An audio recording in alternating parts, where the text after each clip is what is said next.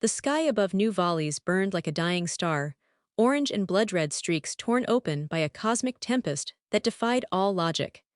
Winds howled through the shattered city, pulling at twisted towers and broken bridges. The air shimmered, unstable, as if reality itself were fraying at the seams.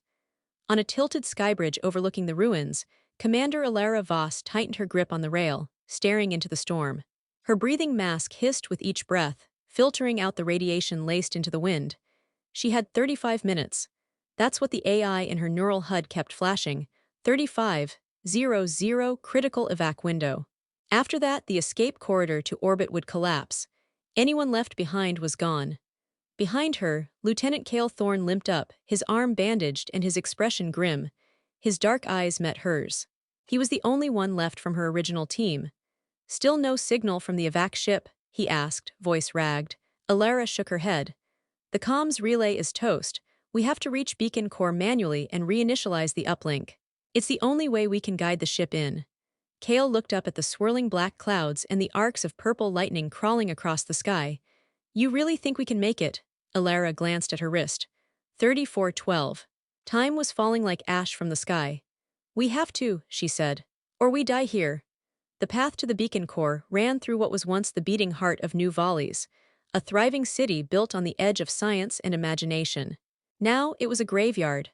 Buildings hung in mid-collapse, frozen by gravitational glitches left behind when the cosmic tempest first tore through their dimension. Time fractures littered the landscape. Step into one, and you could age a century or vanish in a blink. They moved quickly, weaving between burning wreckage and disjointed matter storms that blinked in and out like haunted memories. Cale winced with every step, his injuries slowing him down. Alara adjusted her pace to match his, even though every minute screamed at her to move faster. "You should leave me," Cale said at one point. "I'm slowing you down." Alara shot him a look, fierce and defiant. "Don't even think about it. You know I would have come back for you if the roles were reversed." "I'm not you," she said. "I don't leave the people I love behind." That quieted him. Not because of the insult, but because of the confession hidden inside it. They reached the transit hub, an anti-grav tunnel that once ferried thousands through the city every hour. Now, it was a gaping hole in the earth, rimmed with molten glass. The bridge was gone, but pieces of floating debris drifted slowly between the edges, caught in an unstable time pocket. Alara studied the debris. "If we jump fast enough between the platforms, we can cross." Cale stared at her like she was insane. "You want us to run through a time fracture while hopping across broken glass and floating cars? Unless you have a better idea." They ran. Jumping from fragment to fragment, time slowed and accelerated in wild pulses. At one moment, Cale felt like his heart stopped for 5 whole seconds. Another, Alara moved faster than light, her body stretched into an echo before snapping back. But somehow, they made it across. Behind them, the debris collapsed in on itself, vanishing into a silent singularity. At the Beacon Core, they found it guarded by the city's own defense bots, corrupted by the storm. Their sleek armor had melted into grotesque shapes, and their eyes flickered erratically. The AI had become paranoid, viewing everything as a threat. "I can distract them," Cale said, pulling out his pistol. "You get inside and reinitialize the uplink." "No," Alara said. "We go together." They moved as one. Alara dove into the control chamber while Cale drew fire, ducking and weaving between collapsed consoles and exposed power cores. Sparks rained down as plasma bolts tore through the air. Alara reached the beacon terminal. The screen blinked. "Authentication required." She pressed her hand to the panel. "Welcome, Commander Voss." The timer in her HUD read 08:44. The beacon roared to life, sending a column of light through the dark sky like a spear through chaos. The corrupted bots halted, stunned by the transmission. One by one, they shorted out, collapsing like puppets with their strings cut. Cale slumped against the wall, bleeding, barely conscious. "Alara," he whispered. She ran to him, cradling him in her arms.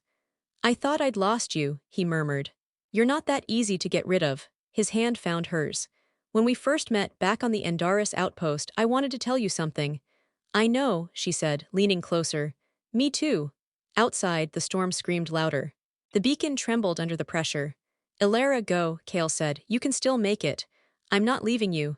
Then we both die." Suddenly, a low rumble shook the ground.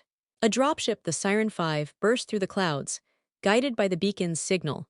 It hovered just above the shattered roof. The pilot's voice echoed through her comms. Commander Voss, this is Evac 1. You've got 90 seconds. Can you reach the roof? She lifted Kale in her arms. Hold on to me. The final stretch was brutal, dodging collapsing beams, outrunning gravity shifts. The storm tried to pull them apart, but Alara's grip never faltered. They reached the roof with seconds to spare. The dropship's door opened. Soldiers pulled them inside as the building behind them crumbled into the void. Inside the ship, everything went silent. The door sealed. The engines roared. Through the viewport, they watched new volleys vanish, consumed by the tempest that had torn their world apart. It collapsed in on itself, like a dying breath finally released. Alara sat on the floor, Kale's head in her lap. The medic was already working, injecting stabilizers. You did it, Kale whispered. No, she said, brushing hair from his face. We did. He looked up at her, eyes glassy. Alara, if we have another chance. We do, she said. We will. And then she kissed him softly, like a promise against the silence of space. Hours later, in the safety of the orbital station, Alara stood at a window overlooking the remains of the planet. Only fragments floated now, glowing shards drifting in the void. But among the wreckage, a single pulse of light still flickered, the beacon core still alive. Hope. In a galaxy where time could fracture and cities could fall, some things still endured. Love and the will to survive it all. They had raced against time, and won.